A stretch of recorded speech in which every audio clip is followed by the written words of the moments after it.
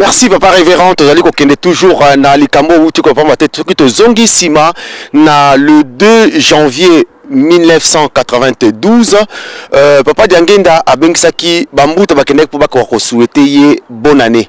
Mais na mokolo wana nde papa Diangenda alobaki na bango soki tozali susu na mokili oyo te na message na ye.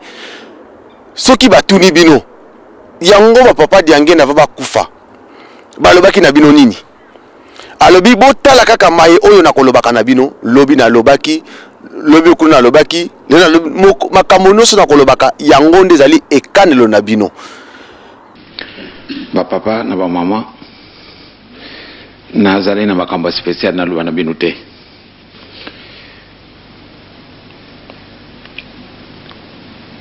Na tango kuya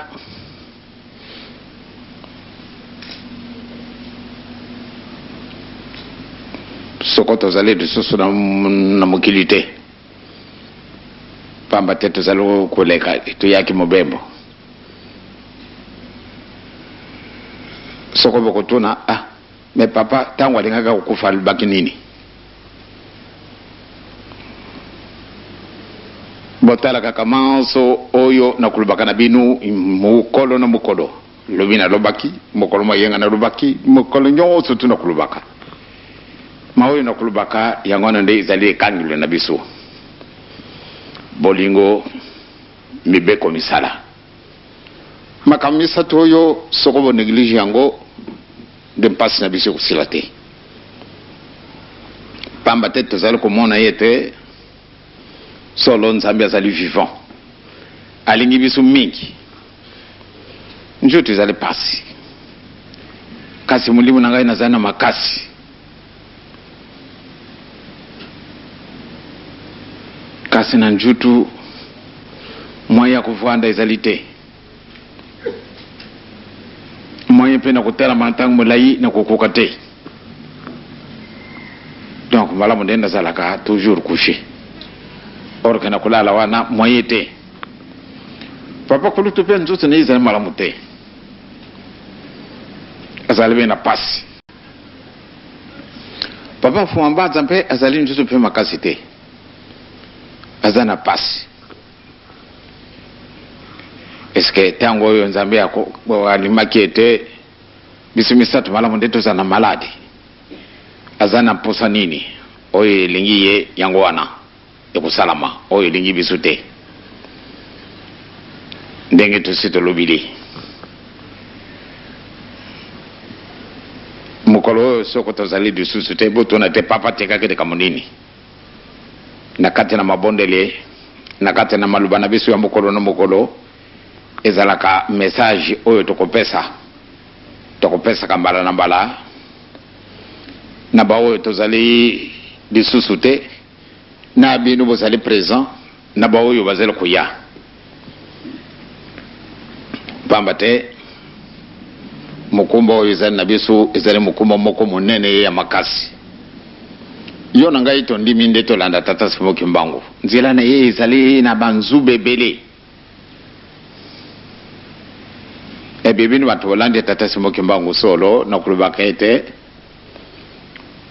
bozali ndenge mususu pamba te nzela na biso ndenge yango eleki pasi na banzela yonso tu bakoseka yo esika yonso kokenda soko ba oki yo zali kimbangisi bamona yo zoba et pourtant yo zali zoba te oleke batu yonso to wana mayela na tina nini omiponi ninzile oyo kulanda muntu mwindo alungo wapi solo tozali kokende ndenge na sina lubili tozali bapaya mukolo mususu papa kuluto kokenda ube papa mfuma longo ube papa mfuma mbanza tokokenda papa te toyaki awa kutambula tovadi na binu bosi bomoni bisu bosi bosolo na bisu bolakisi bolingo na bino epai na biso bolesi biso bolatisi biso e bosali biyongo surtout ezalaki na biso mposa bosali biso yango lelo yo ezali le 2 janvier 1992 bino boye ko souhaiter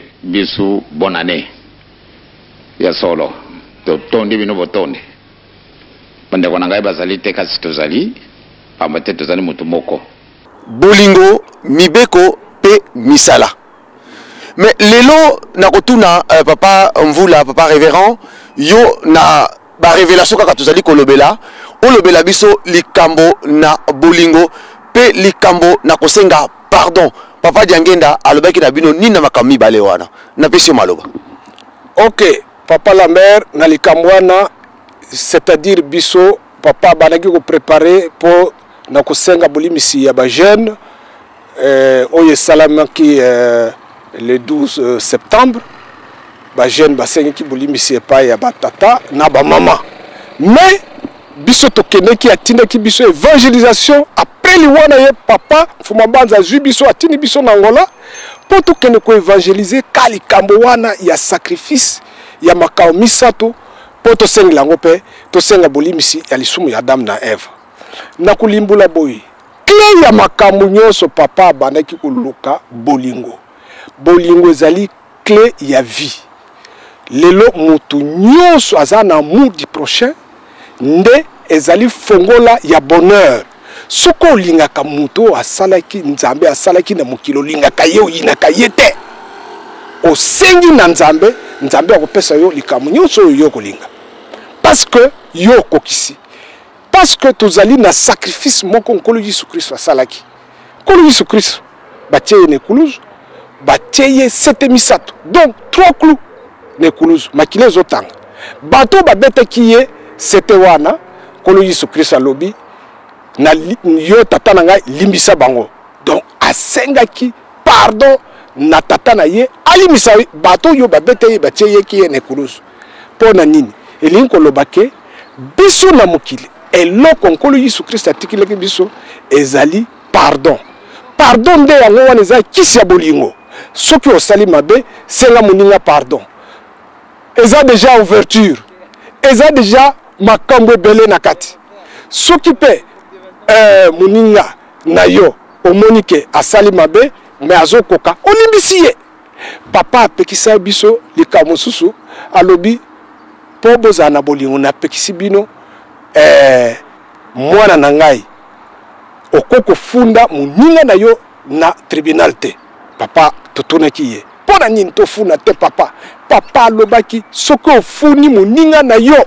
d'abord bakangi yo fongola ya bonheur ekangami epa na yo lobaki osenga na Satan mais soki na nzambe akangi po ofuni moninga na yo ya mibale nzambe alongo epa na yo ake epa na ye parce que Dieu assiste que les faibles donc ake na moto akomi faible yo tikali vite yango abane ko pekisa likambo ate ezali ndenge nini bolanda nkolo Yesu Kristo ndenge alobaki ke kolimbisa 77 fois batata ba mama biso bakimbangisi tokuma koyinana likambo papa azoluka na biso timo ya lelo toyinana te parce que koyinana nde yango efrene biso makambo nyonso tu oyo tozala nango pasi tozala nango biso bakimbangisi za koyinana na kati ya bandako toyinani na kati ya libanda toyinani yango pasi eza na biso mais soki ozali na koyina te na motema na yo aussi olimbisa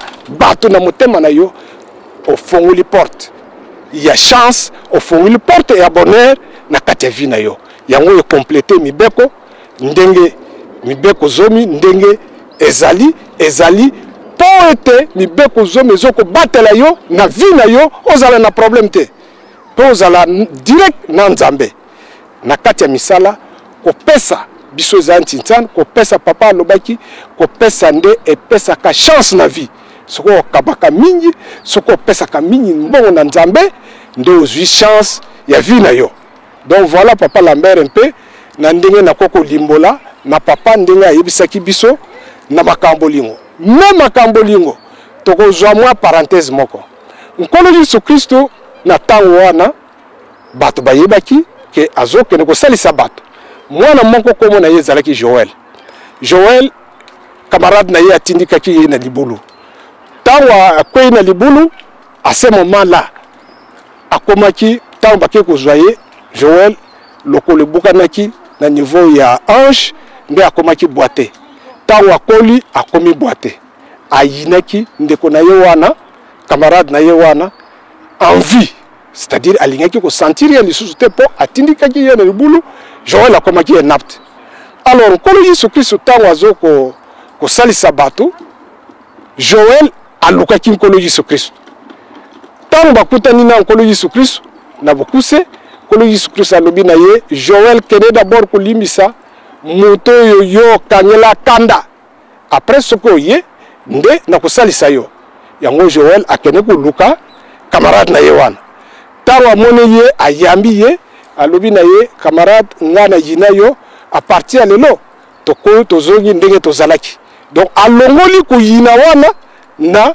ki camarade ndenge bazalaki epai na ye ntango azongaki epai ya nkolo Yesu Kristo nkolo Yesu Kristo alobi Joël esili apambolaki ye abikaki akomaki komarche azongaki normal akomaki lisusu enapte te mais Joël ayaki kosala nini alukaki lipa na mbisi po akende kopesa cadeau na nkolo Yesu Kristo na acte oyo ye asalaki yango wana akende koluka nkolo Yesu Kristo azalaki koteya nde bato 5000 personnes ntango akomi nkolo Yesu Kristo azalaki organisé protocole ezalaki André ntango André amoni mwana azokoluka nkolo Yesu Kristo alobi non zela mwa moke nini te namemili Yesu mbisi na lipa po ete vraiment na signe ya reconnaissance asalisaki ngai ye alobi bon zela wana ntango kosilisa mosala pesa natika ngo awa yo mpe landa matei Joël abandaki kolanda matei nkolo Yesu Kristo na minute abaloki alobi André bato bakufi na nzala okokozala na lipa te okokozala na mwa mbisi kuna te mpo toleisa bato oyo André alobi Joël mwana aye komemela yo mbisi na mapa ezali awa memango yango wana nkolo Yesu Kristo amultipliaki mapa wana na mbisi aleisaki 5000 personnes bosala méditation na likambo wana ntango ata oye na 1 million oye kopesa tata nzambe eke oyina moto eza nul mais soki olongola makambo na yo ozali polele liboso ya nzambe oyina moto te oza na problème na moto te oye ata na 1 centime ou bien 1 euro ou bien 1 dollar ou bien soki mbongo nini opesi na nzambe eza na valeur makasi donc baporte nyonso ya chance ezali ouvert na esika wana yango papa bandeko oyebisa ngai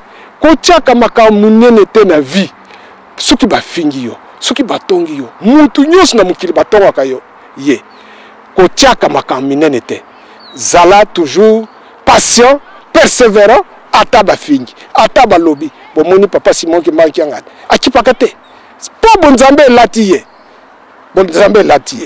donc voilà un peu makambo oyo nakoko loba mwa synthèse na makambo etali bolingo mubeku misala na kati ya lingoma na biso matei mapesa mani biso tosito yango ezali avertissement bakopesa kana biso bato poate tolonga na maoyo tobengama ni bandimi soko ozali mundimi solo ozali nyongo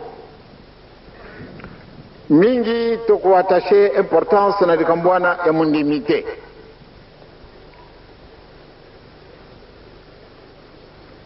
to attaché mingi importance oyo abengi soko a ye azali tata ube mama mutei ube selo ube passer bango wana nde malamu nde bazala bandimi pamba te bango babengami batambulisi ube ezali ye tata mfuma longo donc malamu nde ye azala mundimi nakanisi moko tangu tondima kindi tozala bandimi moko akanisaki ntina nini ye andimi na ye nde babenga ye mundimi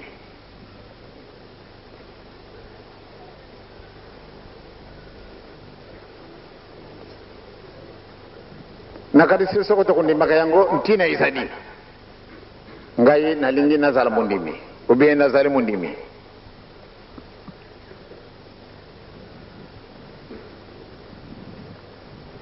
mundimi ya nini tikana landa nkolo Yesu sokondi mi ete ola na nkolo Yesu tina suka ba batize na kumunda tata mwana pia elimu santu banda tangwana kubusa na te o kumina nyongo pamba te o se détacher na sieka oyo bato ba lobe na bango abisa na bisu pakano be ba payen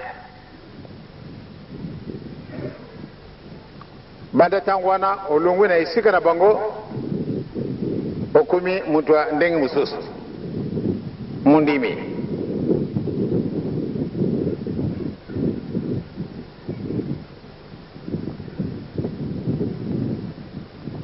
kasi na mundimi na bisu solo tozali ko bongo naka ndenge Mungu ni Nzambe na ndenge nini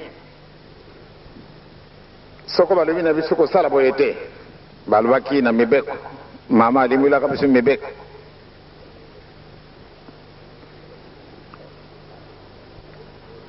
yo ozali mundimi okay sika baninga baoyo bandimi na Nzambe te o fandi na bango ilongo sika sikawa makambo bango bazalo kosalaka na yo ezali lenge moko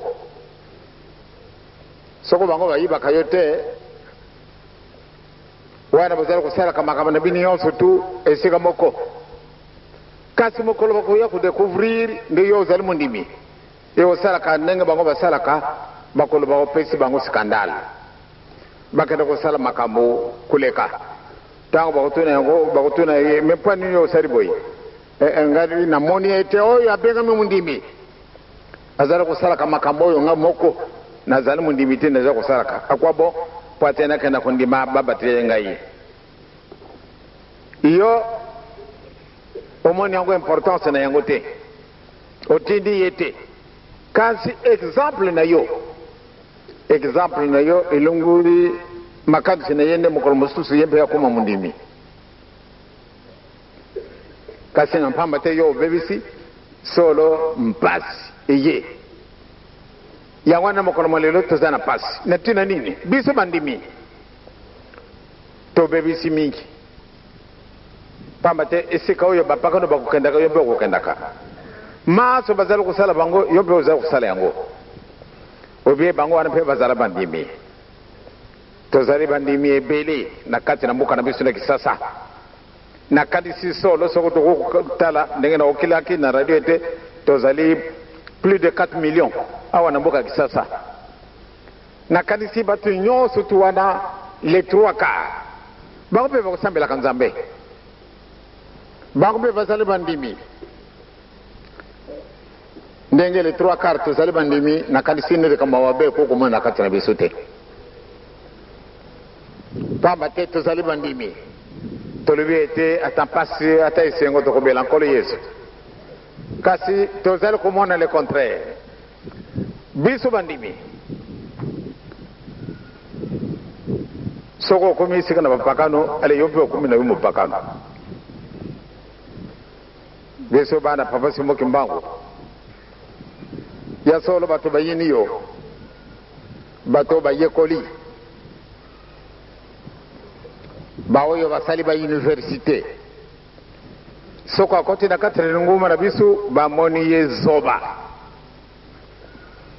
moto oyo atana ilungi kitoko akoti na katri nguma na bisu bamoni ye zoba moto oyo atunda na mbongo akoti na katri nguma na bisu bamoni ye zoba pana nini ye moto na mayele mutakaye kuye kwa na université azana diplôme universitaire mais ake kundimati ngumba ya Simoki Mbangu ya solo bachola maka mingi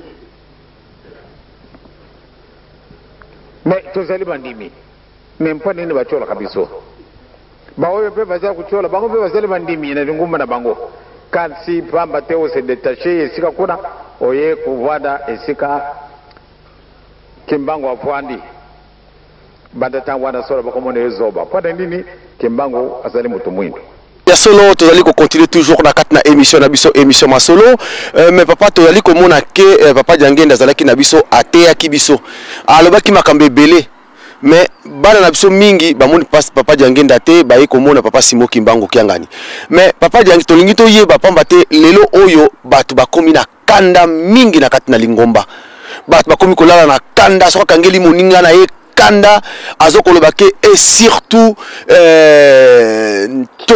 tokosola kaka na lola tokoloba kaka na lola mais papa yo zaki na papa Diangenda alobelaki likambo nini o papa Diangenda est-ce qu'abetelaki yango sete ou bien alimbolelaki bino ndenge nini likambo na moto oyo akolalaka na kanda ezali ndenge nini o papa Diangenda alimbolelaki bino napesi yo maloba.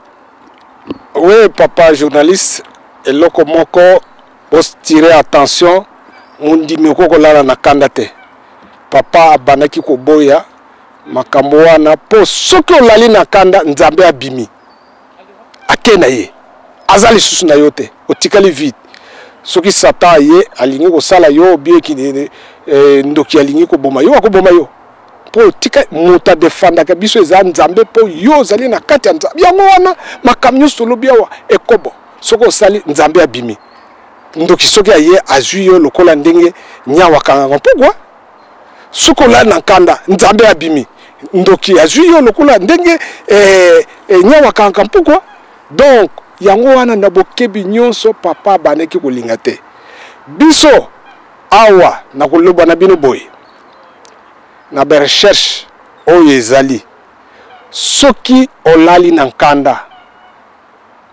kanda colère ozana ba stress ozana la haine ozana jalousie makasi suka na yo okozala muta maladi ngana banoko yeba te na nzoto na biso na expliquer bino makila ekaboni na bitene misato toza makila ya liboso na kati ya bitene wana ezali placement baminganga bayebi yango placement ezali matière oyo ezali ko nourrir nzoto na biso donc ba substance nyonso ba protéines ba lipides ba glucides tout ça nde yango benyaka ba cellule na biso wana ba bengi placement première partie ya makila deuxième partie ya makila ezali na kati ya makila ezali globule rouge nde ye azali mutazozwa oxygène na niveau ya poumon amemi yango na motema po motema a propulser ekene na nzoto mobimba po nzoto ezala na oxygène oyo biso tozozwa pemba butu pe moy. Troisième partie ya makila ezali globule blanc ezali ne ba militaire ya nzoto yango moni soki ba pesio bana ba pesa bango ba vaccin ezali microbe alalisaka ngo pongi vaccin ezali microbe alalisi pongi batoboli mwana po ba globule blanc partie ya makila wana ba bengi ba globule blanc et se multiplier comme makasi pour ko défendre contre ba infection to ba virus nyos ekoya par rapport au globule blanc soko zana nkanda globule blanc rôle na ezali militaire sécurité ya nzoto soki amoni loko moko mabe ale abundi abomi yango soki akokite nde fièvre ye ko bima yo na nzoto o babenga ka fièvre c'est que ba globule blanc elembi et pesi alerte na yo pour luka kisi o renforcer bango voilà ndenge nzoto e fonctionne ka nzoto na biso yango wana globule blanc akotala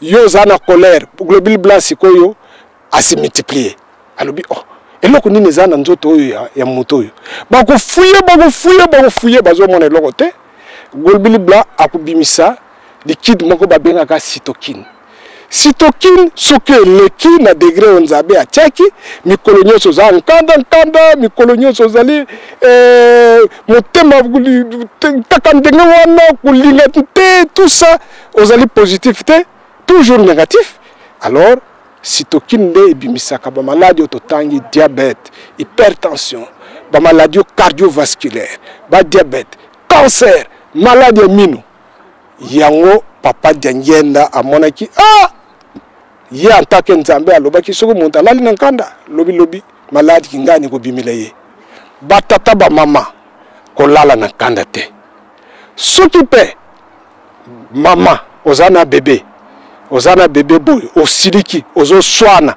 me kote ozo melisa mwana libele mwana wana tango kokola ko yoka lisusu baboti te po pesi semence nkanda donc wana papa Diangenda limbola kibiso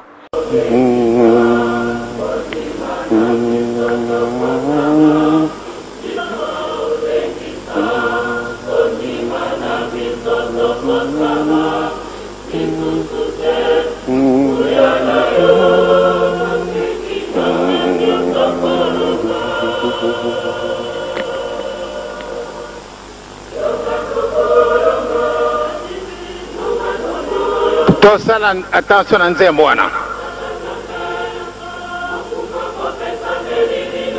Attention.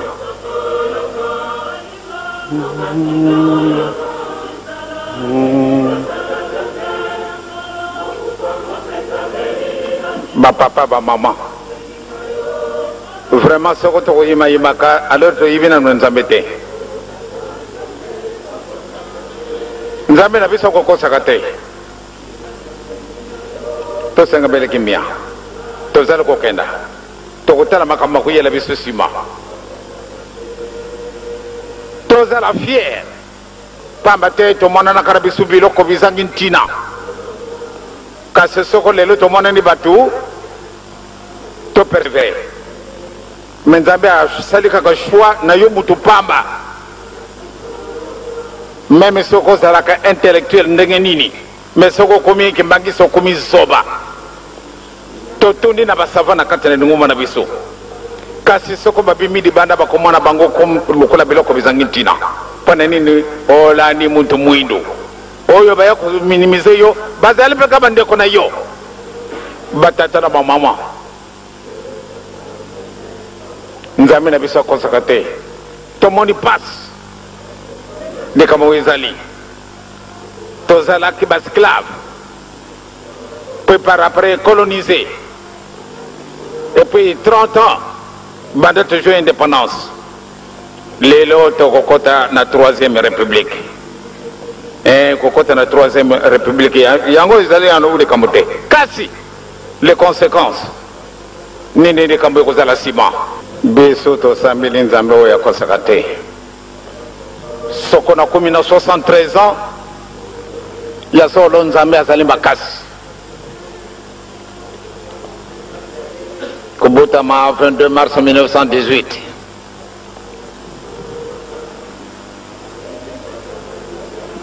Na Jongiri 28 na kumi na 10 ans. 38 na kumi na 20 ans. 48 na kumi na 30 ans. En 51, 33 ans.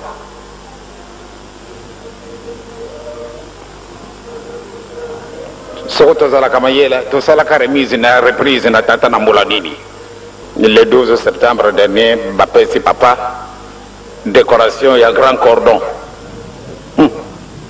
To yibi bentina na likamute ba mama batata ti bino bakimbangi sebo yibantina te vraiment izala mawa.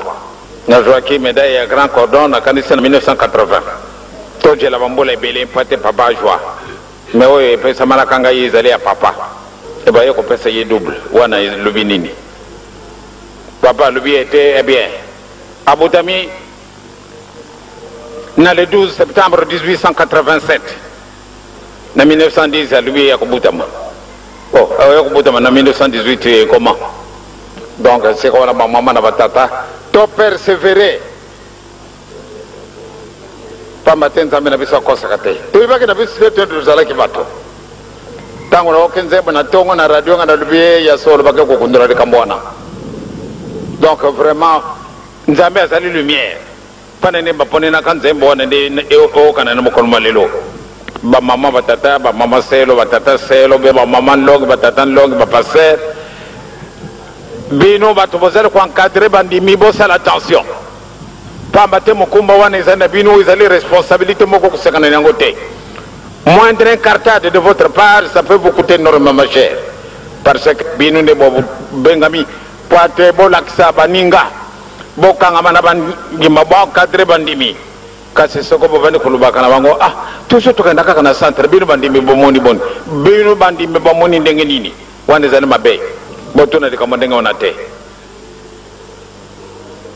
beso basengi biso ete zala mwana na botos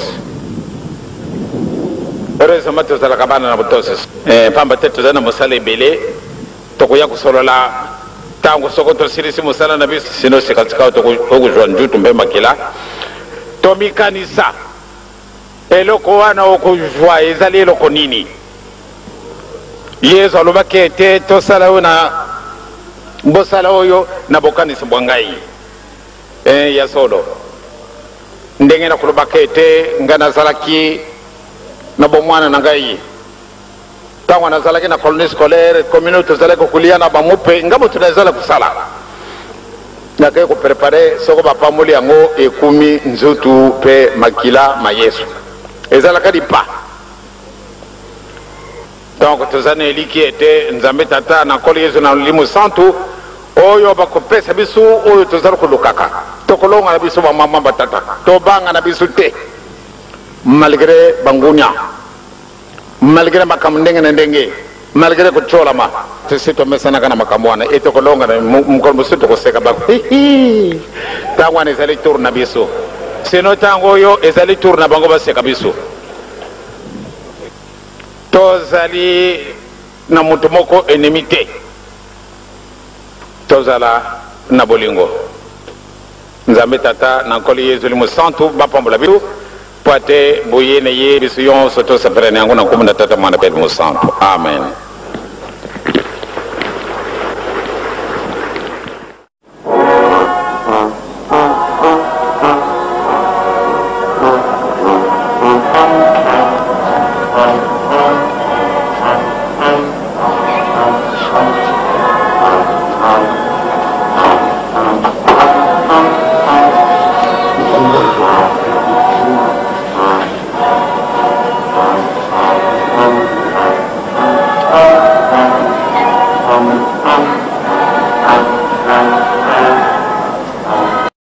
Merci à solo bandeko balandi lolaka ya radio télévision Kimbangi c'était Passimo Kimbangu tozali ko continuer na katna émission masolo tozali toujours na révérend mvula oyo zali na mokola lelo papa révérend na kanisa motuna musu tokokoloba papa Diangenda tango bozalaki na ye mais eloko nini alobelaki bino po ete bote ya ba jeune pona ko s'abstenir na boisson alcoolique et puis na cigarette alobelaki bino nini na makambo mibale wana.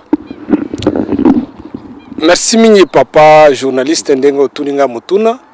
C'est vrai papa azalaki na souci mingi poko pesa biso ba révélation mingi pe ba matei na ye po tokoka côté ya ba jeune ba s'abstenir na boisson alcoolique na makaya.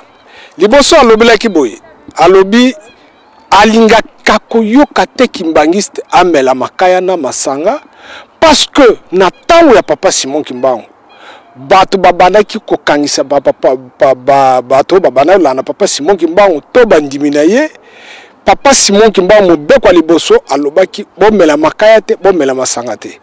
Alors n'époque ya colonie moto soki ameli masanga te ameli makaya te azaki mbangiste yango babandaki koboma soki batuni yo omelaka makaya te na melaka makaya te omelaka masanga te ale bakangi yo ba mingi bakere lege kaka na ntina ya makambo wana po bayebaki ke mutu wana zaki mbangiste batata ba mama yango na papa baneko loba batu mingi o balandaki tata Simon Kimbangu bakufaki pona ntina likama makaya na masanga yango wana papa alingaka te kimbangiste amela masanga na makaya na masanga ezali biloko ebomaka mulimu ya mutu ndenge na lobilaki makambo ekobo ndenge na lobili makambo ya nkanda suko lali na nkanda ndenge pe makambo ya masanga na makaya suko mei makaya omeli masanga nzambe abimi kati na yo akena ye yo siko yo otikali vide soki ndoki alingi kokanga yo akokanga yo facilement et puis boyebi bien que liaison spirituelle que vous allez te na muto ya amelaka masanga na kopesa bino exemple mususu mokolo mususu nazalaki na camarade moko azalaki pasteur mais azalaki protestant mais azalaki camarade na ngai mais aye ko visiter ngai na ndako biso mibale banganga nzambe mais ye aye ko visiter ngai alobi papa pasteur ndenge nini ngalobi bon ngai pe bien mais ngai na monaki ke lokola ba protestant mususu ba pasteur bamelaka masanga tika na pese masanga ya lobi te pa pasteur ngana melaka masanga te parce que na ko pesa témoignage apesi nga témoignage moko a lingaki akufa asalaki 5 ans makile ezo sila ye azali kaka mokolo ndenge azali wana mais malade abelaki kaka makile ezo sila alors ayaki komona ndoto mutu ayebisi ye kende ko sala ntubela omelaki demi-verre ya bière yango nde komplika yo na ndenge wana yango tango akende ko sala ntubela maladi wana pe esili batata ba mama masanga lelo yo tozoko kende papa Simon Kimbanga Longi OMS Organisation mondiale ya santé na tous les 196 états ya monde bake ko signer convention baboyi komela makaya muta mela lisusu makaya te bango ba décider tous les présidents du monde ba signer ce qu'on appelle convention des Nations Unies de la lutte anti-tabac. Donc convention OMS de la lutte anti-tabac. Bino botanga kande internet soko obeti convention de la lutte anti-tabac ezali ba pays nyonso monde ba signer ba lobby makaya za mabe ezoko boma par an 7 millions de personnes. Bon, wana tata Simon Kimbanga Longi te. Donc makaya ezopesa 5 maladies. Lelo masanga ba eta nyonso basangani ba lobby mwana amela masanga te. Donc jeune. Moi c'est azana zemi amela masanga te. C'est que ça mabe. Malgré ba yeko libérer moi mokamoke. Mais biloko nyonso wana ezali nini? Ezali tata Simon Kimbanga Longi. Ba jeune bo s'abstenir. Na ko pesa bino yana. Botanga na mukanda ya Daniel chapitre 1. Ti verset 1 ou bien verset 8 à 20. Boko yeba ba Daniel na ba camarade na ye ba roi oya zwaki bango po abokola bango ayebisaki cuisinier to intendant ba melaka masango ye amelaka balia ngulu ye aliaka balia biloko ba Daniel baboyaki ko sesuye balobaki na cuisinier wana ne sika ya masanga pesaka biso mai ne sika ya ngulu pesaki biso ndunda okotala soki tokokoma minene te botanga ba jeune nde Daniel aboyaki ko sesuye komela masanga Nzambe ayaki ko pesa ye sagesse akomaki muto munene boti yebi makamba Daniel ndenge ni nezali suko omelaka masanga te omelaka makaya te Nzambe aza pemeni na yo mais suko omelaka makaya omelaka masanga Nzambe akokima yo musika kozala pemeni ata ofuka mi osengi akoyoka yo te or biso toza bandima yango wana bokotanga lisusu na mokanda ya Jérémie chapitre 35 verset na kanisi 5 à 6 okokende jusqu'à 10 elobi nini Nzambe ayebisaki Jérémie keno koyebisa bana rikabiti meme bango na ndako ya Nzambe bango na longoli mobeko oyo bapesaki ngo komela masanga bamela masanga na kati ya ndako ya Nzambe. Jérémie aken abzui bana rikabiti amemi bango na kati ya ndanga wa Nzambe akitisi ba mbungu ya vino po bamela tango akitisi ba mbungu ya vino po bamela bana na balobi Jérémie ata Nzambe mutatini yo me mobeko eza mobeko biso to komela masanga te donc batikalaki miette yango tata Nzambe alobi bana Israël bino boza ndenge nini bana oyo batosi maloba ya bakoko na bango batikelaki bango bakoko mela masanga te po bakoko na bango bayokaki baloba wana na Nzambe me bino oyo nga nazoko te ya butu po moi bozo yokela ngai te pona nini me bana wana ngai na lobi ngai Nzambe bamela masanga bango balobi te biso toza mobeko tokoko mela masanga te.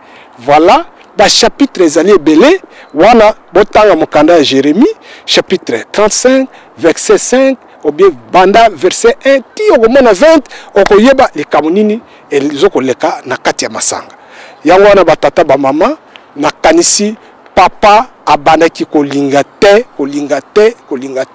jeune esikoyo phénomène nini ezali papa mbenza ayebisaki ngai ba jeune ba baby na kati ya lingo bazomela drogue.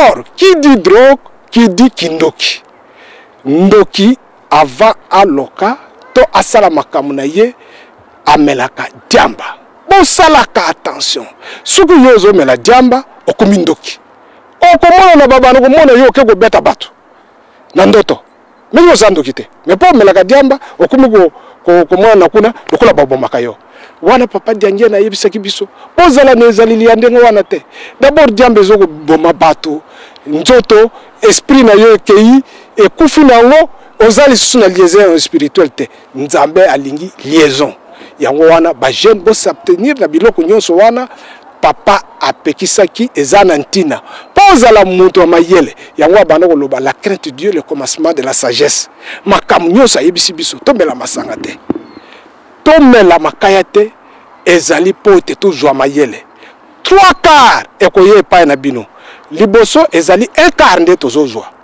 1/4 asi apesa me lokola tozali bato bekobo tozali bato ya komela masanga na makaya bino ne ba jeune 1/4 yango ekoyela bino d'abord ndenge nini avant tokoma na 3/4 parce que 1/4 atika kopesa biso 1/4 apesaki biso wana lobeki na biso polele mais ba jeune mingi baza ba savant mais baza na distraction soki ozomela makaya ozomela masanga oza vide nzambe aza epai na yo te donc voilà papa Lambert nakokolikia na bimission koya tokolimbola lususu makasi na makao mingi oyo papa alobelaki biso oyo na mokuse ndenge na lobi mbala na mbala ntango tozalaki na classe na 1939 la guerre est éclatée en Belgique donc pendant la guerre 40-45 la guerre ezalaki na Poto bana mingi bayaki kotala bafamille na bango c'est-à-dire les fonctionnaires belges oyo bazali kotala na kati na mokolo na biso po bakolonize biso bana na bango bayaki pendant les vacances et dans l'entretemps la guerre a éclaté en Belgique bana ntango wana moyo kotenga na bango ezalaki lisusu te bana na bango batiaki bango bakalasi moko na biso bana bato mwingi na kalasi na biso eyambaki mwana moko wana azalaki ne voisin na ngai Pierre Meclo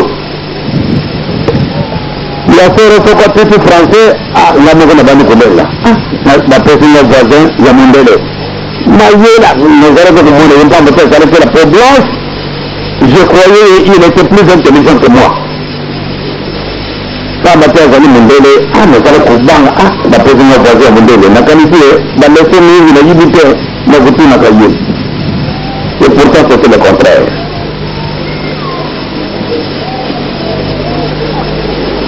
mwana wana ntango examen ekokaki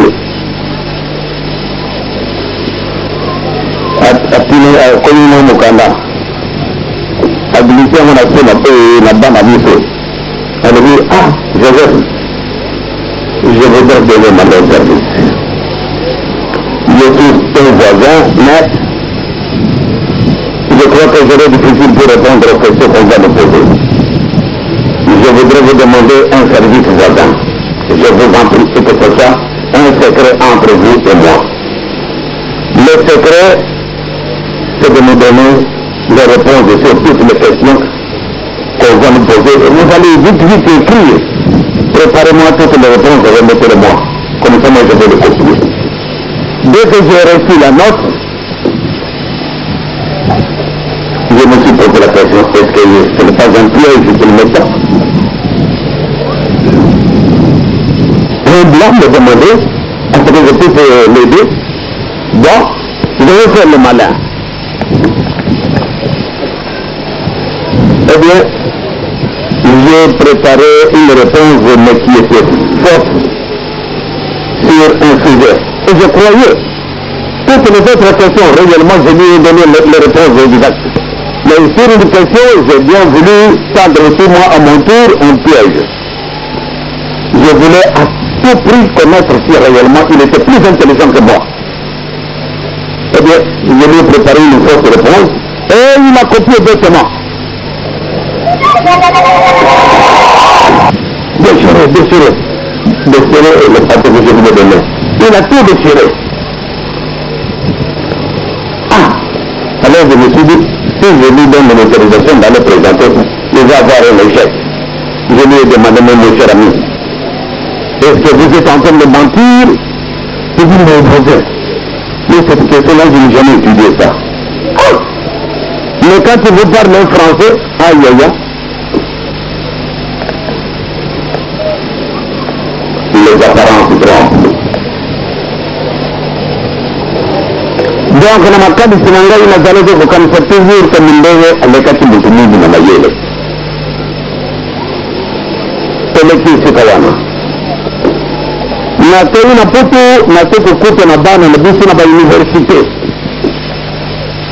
Que ce soit aux États-Unis, que ce soit en Belgique, que ce soit en Allemagne, ou bien en France, ou bien n'importe où. Le monde est pas mon monde de la Kamayele. Moi, na mundu basole examen na bamundele, moi na mundu bazalo kubimatisi le premier.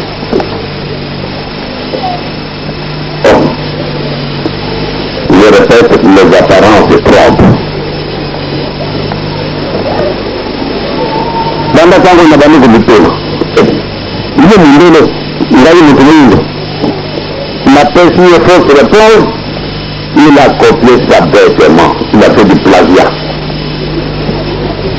Manetanga na conclusion na munga yitenda kidogo. Donc bakara sasa ka bête de la deuxième.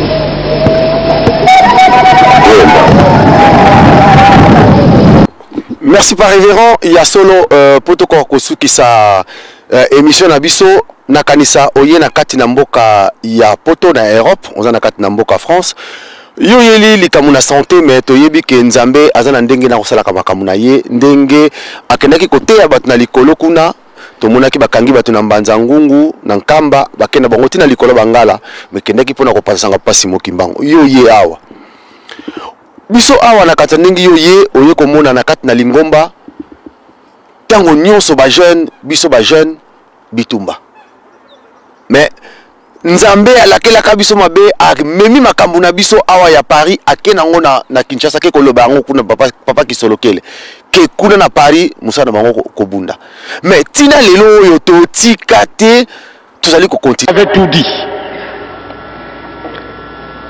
À vous autres, je ne voudrais vraiment pas vous faire de nouveaux discours puisque vous en avez déjà reçu de la part du secrétaire général. Et moi hier, je vous ai parlé brièvement. Mais c'était une nécessité à ce que je vous en dise quand même un mot. En suivant vos langages, je suis rassuré et que les Kimbanguistes qui ont toujours été marginalisés seront à partir de ce moment bien précis considérés comme de véritables aïouas. Parce qu'il y a quelque temps, nous étions vraiment négligés. On regrettait beaucoup. Mais grâce au concours du Tout-Puissant, les choses changent et nous sommes sûrs et certains et que les autorités peuvent compter sur nous. Les Kimbanguistes ne vous décevront pas. Les vrais Kimbanguistes, je dis. Parce que les Kimbanguistes sont nombreux. Il y en a qui se disent être des Kimbanguistes. Mais par leur comportement, vous aurez toutes les facilités de le distinguer. Nous n'allons pas vous décevoir. C'est notre pays. Nous ne sommes pas à l'étranger. Même si nous sommes à l'étranger, mais les Kimbanguistes qui vivent à l'étranger se comportent dignement.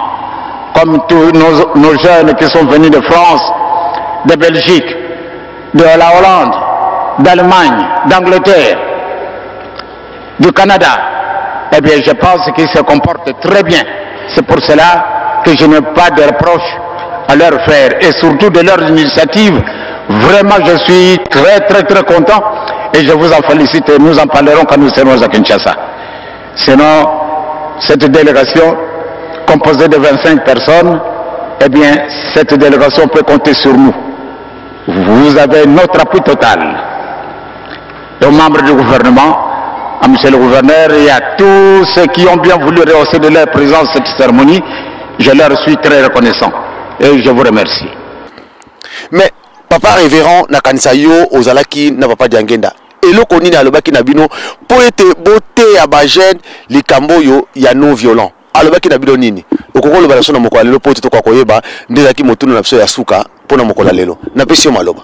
Merci mini papa journaliste. toza na poto na ye na kutani na bino na ba paroisse ndenge tozali. Mais eloko moko papa Diangenda azalaki biso na ye to swanaki. Paul obaki na ngai kene ko te ba jeune na yo. Kana lobi papa bakomi ba jeune na ngai. Non batika violence na ndako nzambe. Batika violence. Bato yo na tcheli bango na tcheli bino botosa bango bisika nyonso yo na tcheli bino. Violence yaka na wapi na bato basala ke kobo papa Lambert. Papa lobileki soki omoni paroisse na bitumba ekobo zakuna. Ekobo munaka mususu te papa lobaki. Ekobo ezali mingi kuna na kati. Yango wana po ekobo memaka nkanda memaka ene memaka makamu nyonso semence wana eyeko ko mema trouble na kati ndenga lobaki na bandako na bino. Soko moni trouble ekoti bana koswana yo na mama ko yoka na te ekobo ekoti na kati. C'est-à-dire semence ya kindoki ekoti. Bon landa te soki muta yete to ko sala pasteur boye to ko loba boye to kene ko sala boye na paroisse asi azu semence ya kindoki. Asi azu semence ekobo papa soki atie moto ayebisaki biso soki bino ba jeune bon landili moto nga na tie mwina na ngai d'ailleurs nze moi dirigeant zoyemba e ko ngengela bino boko zala na kimia boko zwa oyo nzambe akopesa bino yango botosa ba pasteur nyonso bazoko tiela bino na kati ya paroisse bozala te na décision parce que l'ordre divin ne se discute pas. Nzambi votele nzambe soki alobi iyo koloba nini mutu ye atie ayebi kati na ye bana Israël bakeneki ko senga roi po akama bango apesaki bango Saul nzambe basenga ka yete ke pesa biso mungingani. Attention boyebi te mungingani wana eske azana nzambe mutayiba kati ya muntu bino boyebi yete azandenge nini yango to sala attention na poto parce que papa kisolokela lobaki lozali na nyongo boko futa yango parce que musala na bino ko bunda kuna na poto bozo ko bunda boto pe moyi yango wana papa akebisaki biso na loba bino ba conséquences na ko pesa bino exemple batata na biso na mboka bandunu kuna na Kikwit mikolo nyonso ezalaki makelele violence na kati ya ndako nzambe papa lobaki papa Diangenda lobi soki botiki violence wana te na kotindela bino satan ko kitila bino kuna. Alors mokolo mosusu papa pasteur na biso moko alali ndoto tawa alali ndoto likambo yo botuna ngo papa muwawa azali conseiller général ayebi likambo wana bango bato bakulutu bavana kikuna na Kikwit sikoyo papa wana abimi na tongo ndenge papa ayebisaki papa ayebisiye papa Diangenda ayebisiye kene na tongo bima kene na matiti kuna okomona mokanda moko ko huta likolo ekoya na ba 6h on lokotango ya na papa na lamuki ezandoto papa pasteur ale abimi akei na 6h wana atala likolo mokanda pezo kita mokanda ekiti azui mokanda atangi mebekri eza renversé yango amemeki mokanda na papa atangi alobi rébellion ekoya na bino bato bakokufa po bino bosali violence na ndako nzambe bino bozoko yokela ngai te sikoyo province Bandundu na district ya Kwilu rébellion de ekotaki na ndenge papa alobaki bobanaki koyoka te soki paroisse bozoko bunda ezali d'abord ba conséquence ekobo semence mabe alors tant bozoko bunda lobi makambo koya ndenge mususu passe koya po boyokisi nzambe soni. Donc voilà papa Lambert na papa ndenge insistaki albanaki koloba nanga kene motine kotaya ba jeune na yo batika violence na ba paroisse papa asilikaka mingi makamba violence na ba paroisse po yaka na nzela ekobo violence yaka na ekobo. Donc voilà papa Lambert vérité nde yango wana yebisa biso kutu même na ba chorale sur le chorale zo okene malamu te bokota sacrifice bosala ntubela botika ekobo so botiki bo monale chorale et peli moto ezoko yema malamu mais soko moni quelque part moi mon boulot ezali c'est que semence mabe ezali origine ezali ekobo na kindoki. Donc voilà un peu ndenge vérité ezali oyo na limbolo bino paroisse soki mon boulot ezali ekobo ezakuna ba pasteur bo vandela batu basala ntubela po likambwana esila boteya batu batike kobo kimia ekota po nzambe azalaka na mutu azana kimia oyo azotosa mibeko atata nzambe mibeko zana ngo simple po kotosa meko sala kote po kosala masumu bongo wana likambo nazalaki nango ba paroisse ya poto tout partira de Paris, c'est-à-dire izana likambo nzambe abongisaki bozala kimia bozala kimia bomela masanga te bosala bokene kozwa ba semence ekobote bomela makaya te bosambela nzambe na solo bozwa talisman te soko ozwi talisman okumi na nzambe mosusu zela nzambe akosala yo likambo nini zala persévérant nzambe akobongisela biso donc tozala ezana likambo tokosala wana Paris mokili kokamwa mais tozala non violent totala kaka boyo bacheli biso liboso totala papa Simon Kimbangu Kiangani ndenge azoko mema lingoma na biso ndenge Mateya azoko pesa tolanda ye alingi nini po lingoma yetambola na kombo tata mwana peli musantu amen.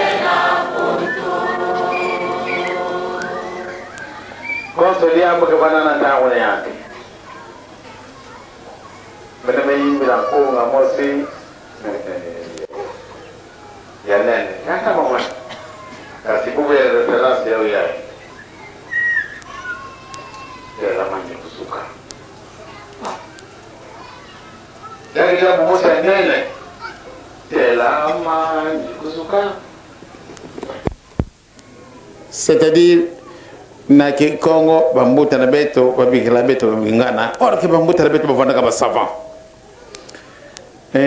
kalaba metuba attention kombela fulukia ko kiubuila il faut ngesuko la tete sika na ngemosi sika na kana ngekubwa atansa ende mosi na kokota ngeve yake dia yake ko kingana kansi telama nikuzuka. Pourquoi? Parce que qu'on a un toit là, jugement est quel le mona Yesu Christ qui a coisa. On avait dit mais qu'on avait. C'est nzambe kana ba secret mingi. Tara mambo. En Congo on kien vona. Dans le Jean-Pierre bakini dita. 63. Congo 63 quand c'est résultat il y a 1987. Mais c'est terrible. Et na Bible yaga kwani kasi wat betike ntete ba mpofu malembe betike kwanaka sinon ba emotion me baka mono muni ko kwani mundu mpamba bendela mvoila lo ledo iterama enge ko abantu yani beta mwana kani kivada kutabula na mvoila ina mvoila kwa bikaka tata Simon Kimbangu bampangi kane bima wa mwa betike telama nzambe ke mutino kaka modérateur Andi zona ve kutula tete timil tena kati na beto. Ale. Andika kulanda kaka malembe. Betuka kukota kasa makanda ya mtoto ya vimba. Kwenda na sante na ngona kukotana bamupe bamisionie banganga nzambi mutindo kena mtoto baka kulega kuna sante. Enki bakuza kusosa nange. Enki kima kanange. Piske bima yuske na bao. Eke na beto bao kwa ni batu peseka beto. Bao batekela ka beto yao. Bao batu bakisala ka yao. Enge. Enki kima ngamesala. Kasibu bakasosa nge. Parce que nge me sosa ntete pila mosi ba me sonde kanankana nzambi beno sosa ntete ke mfumu ya mazulu nyonso ke kulanda ya wina tela ma nikuzuka.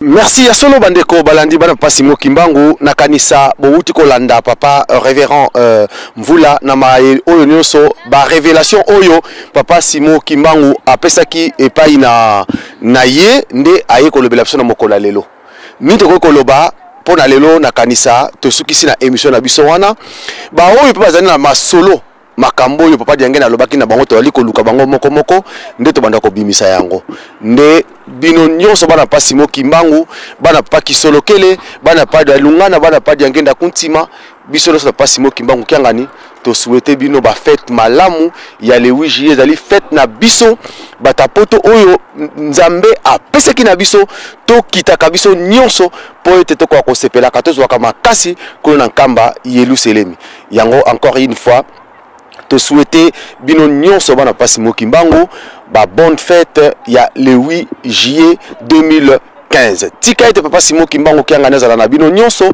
pe apesa bino mazangi ezalaki ya bino ndeko papa Lambert makwemi mo pe na lisungi ya yemoko le grand caméraman papa Patrick Mongo oyo asimbeli biso ya solo caméra na mokola lelo tokomona kezalaki papa Edi Zolando ngate kasi ezalaki papa Patrick oyo azana sona mokola lelo pe bandeko oyo bokosalisaka biso bolingi ete émission masole ko kende liboso to sengi na bino nde bato aluzolo la mbote oyo bazali na posa boko ko contacter biso po ete bosalisa biso na makamike po ete émission masolo eko ko kende liboso to sengi na bino so bato aluzolo la mbote boya tozali kozela bino bozala lokola papa mfumweto mutankodia to mona katango nyonso azali simplement na biso na ba conseil na makambe belé mama Sophia kuna na Koriki ya Île-de-France mama Brigitte Kimfuta domokoyebi présidente ya MSSK kuna na paroisse Sainte mama Wivine Matou mama na biso kuna na Afrique Saint-Denis pe bandeko mosusu et surtout na Stuttgart bandeko bazali ko salisa biso papa Mbuta pe mama Julie Mbuta bango pe bakozala na biso tango nyonso na makambo bakosala kapona biso na yango pona lelo topesi bino mbote nde botika la malamu tokomi na mbala yasima. Merci papa révérend. Merci beaucoup. Merci.